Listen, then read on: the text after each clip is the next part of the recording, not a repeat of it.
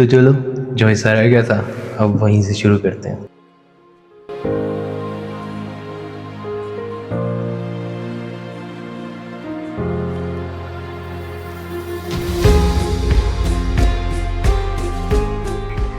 یہاں پہ گلے گوپے جاتے تھے نا لوگوں کے، پھانسی دی جاتی تھی لوگوں کو۔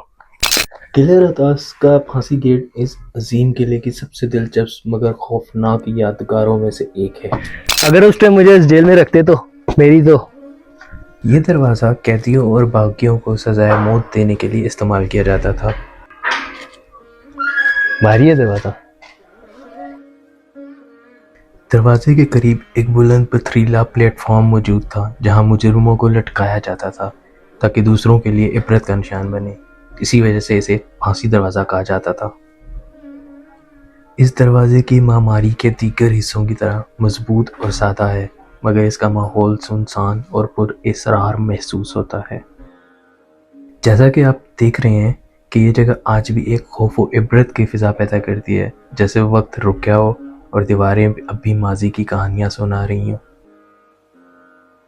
پھانسی دروازہ دراصل قلعہ روہتاس کی طاقت اور عدل کی نشانی تھی، جہاں قانون کی حکمرانی تھی اور سزا یقینی تھی۔ مجھے تو ویسے ہی اونچائی سے ڈر لگتا ہے۔ یہ کتنی زیادہ اونچائی ہے علی بھائی، دیکھو ہے نا، یہ صحیح وال نظر آ رہی ہے۔ اچھا ادھر کرو ذرا۔ اچھا میں ان کو بتا دوں، یہ جو وال ہے نا قلعے کی، یہ ہسٹری کہتی ہے کہ 4 کلومیٹر کی وال ہے علی بھائی، 4 کلومیٹر لمبی یہ وال ہے۔ آپ سوچ سکتے ہو، امیجن کرو۔ ہاں یار گرمی ہے اور یہاں پھر کے گرمی لگ گئی، اتنی الگ سے ہو گیا قسم سے، ایسے لگ رہا ہے مجھے بھی پھانسی لگنے لگی ہے، اتنی پیاس لگ رہی ہے علی بھائی۔ قلعہ روہتاس کے مضبوط پتھریلے حصاروں کے اندر لنگر خوانی دروازے کے قریب واقع ہے قدیم جیل، جو شیر شاہ سوری کے سخت اور منظم دور حکومت کی یاد دلاتی ہے۔ یہ جیل 16ویں صدی میں تعمیر کی گئی، جہاں بغاوت کرنے والے مخالفوں، سپاہیوں اور قانون شکن افراد کو قید کیا جاتا تھا۔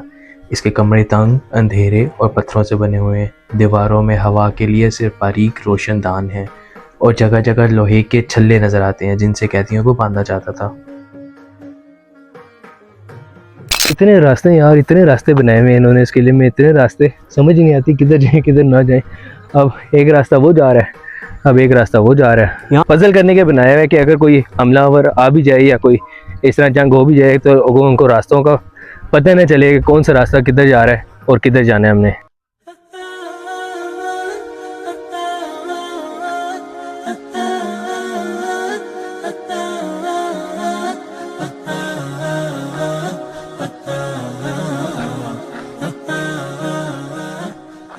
قلعوں کے برعکس روہتاس میں کوئی شاہی محل یا باغ نہیں ہے، اسے صرف فوجی مقاصد کے لیے بنایا گیا تھا، یعنی طاقت، نظم اور کنٹرول کے لیے۔ قلعے کی تعمیر میں افغان فن تعمیر اور مغل طرز آرائش کا حسین امتزاج نظر آتا ہے۔ تاریخ میں کبھی بھی یہ قلعہ زور بازو سے فتح نہیں کیا گیا، اس کی مضبوط دیواریں اور محل وقوع اسے تقریباً ناقابل شکست بناتے تھے۔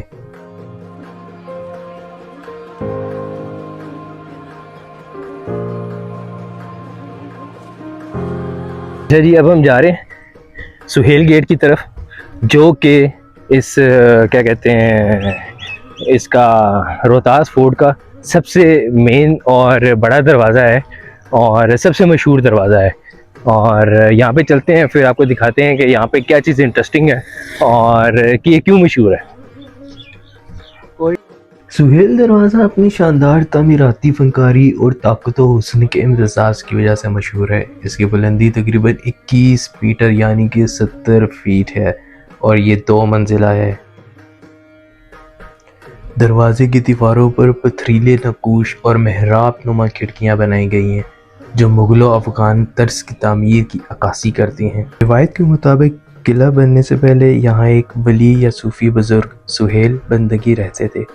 ان کے احترام میں اس دروازے کا نام سہیل دروازہ رکھا گیا۔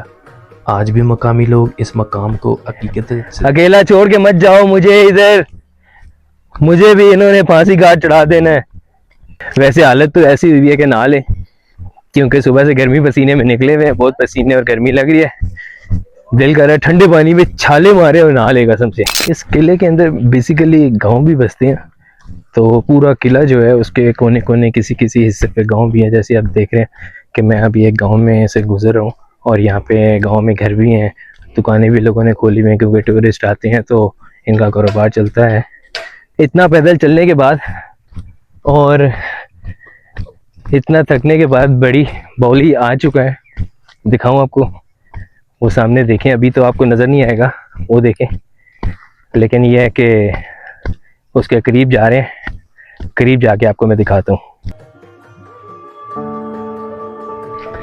اب ہم آ گئے ہیں جی رانی محل, اور محل آپ دیکھ لیں, یہ رانی کا پورا محل ہوا کرتا تھا, اور وہ اس کا وہ کیا کہتے ہیں ٹوم سا گنبد سا بنا ہوا ہے, اور یہاں پہ میرے خیال میں واٹر فال ہوا کرتا تھا, اور یہ پورا جو فلور ہے نا یہ اس کے محل کے حصہ تھا. سمجھ لیں جیسے ہمارے گھروں میں صحن ہوتے ہیں تو اس طرح یہ اس کے صحن تھا, اس کے ٹوم کا, سمجھ لیں آپ. رانی ہو تو رانی کا محل بھی ایسی جگہ بنے گا جہاں سے اس کو پورے قلعے کے ویو نظر آتا ہوگا. تو دیکھیں اس نے رانی کے لیے کتنا پیارا مطلب کتنی پیاری جگہ اس نے اس کے لیے سلیکٹ کی ہے کہ یہاں سے دیکھیں اس پورے قلعے کا ویو نظر آتا ہے, اور پورے علاقے کا بلکہ ویو نظر آ رہا ہے. آپ دیکھیں پکنک ہو رہی ہے. اچھا اچھا اچھا جی, لوگ یہاں پہ پکنک بھی بنا رہے ہیں ماشاءاللہ, کافی پوائنٹ ہی اتنا اچھا ہے تو پکنک تو بنائیں گے. اور دوسری بات یہ کہ رانی محل میں پکنک بنا رہے ہیں, اگر اس رانی کو یا اس کے بادشاہ کو پتہ چل جائے تو وہ دور ہوتا. تو السلام علیکم جناب, کیسے ہیں سب؟ سارے ماشاءاللہ عمر میں بزرگ ہیں ہمارے, مطلب آپ لگتا ہے پرانے دوست کٹے ہوئے ہیں. صاحب ہیں باسکٹ بال کے پاکستان کے ٹیم کیپٹن. سر وہ ان کے قد سے پتہ چل رہا ہے.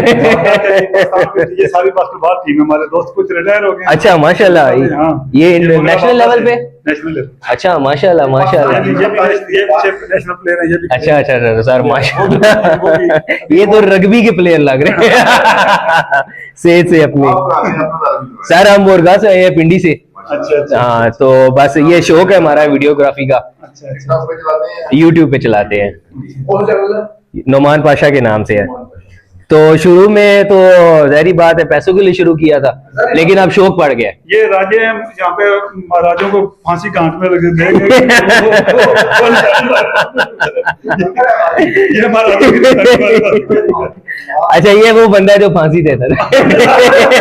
اچھا بنا کیا رہے یہ بتائیں؟ بکرے کا گوشت. بکرے کا گوشت. ماشاءاللہ ماشاءاللہ ماشاءاللہ, واہ کیا بات ہے. علی بھائی شکل دکھاؤ ذرا سالن کی.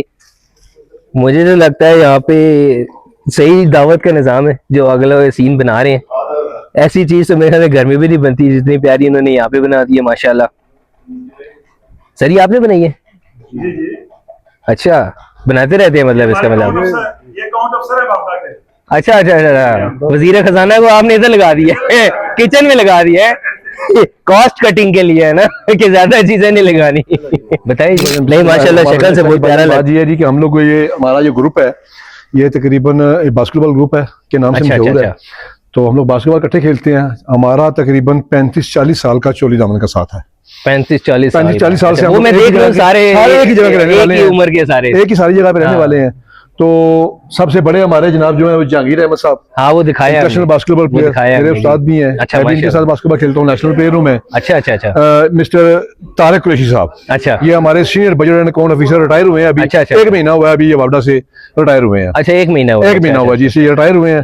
اس کے بعد جناب یہ ہمارے اصغر علی کیانی صاحب ہیں جی, ان کا یہ ہمارے سینئر سرویئر تھے وابڈا منگلا میں. اچھا اچھا. اسی طرح جناب یہ زبیر صاحب جی ہمارے. زبیر صاحب, یہ زبیر صاحب بھی باسکٹ بال آرمی میں سے پہلے. اچھا اچھا. آرمی سے ریٹائر ہو کے تو ہمارے وابڈا میں یہ جناب نا یہ مجھے انتظامیہ کے بندے لگ رہے ہیں. جی بالکل ایسے ہی ہے جی, ہمارے کوآرڈینیٹر سے جی, ہے نا, دیکھے میں نے بچا لیا نا.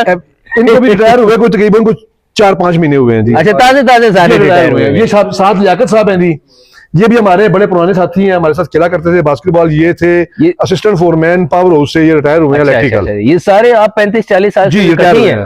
آگے آئے جی, آپ کو بتائیں جی, وہ جی مرزا صاحب آگے آئے نا ذرا, آپ آگے آئے ذرا. یہ ہے جی مرزا مبین صاحب, یہ سر ہمارے آپریٹر ریٹائر ہوئے ہیں منگلا پاور اسٹیشن سے, جو ٹربائن کو آپریٹ کرتے ہیں نا جس سے بجلی بنتی ہے, یہ وہ آپریٹر تھے, یہ وہاں سے ریٹائر ہوئے ہیں. اچھا اچھا اچھا اچھا.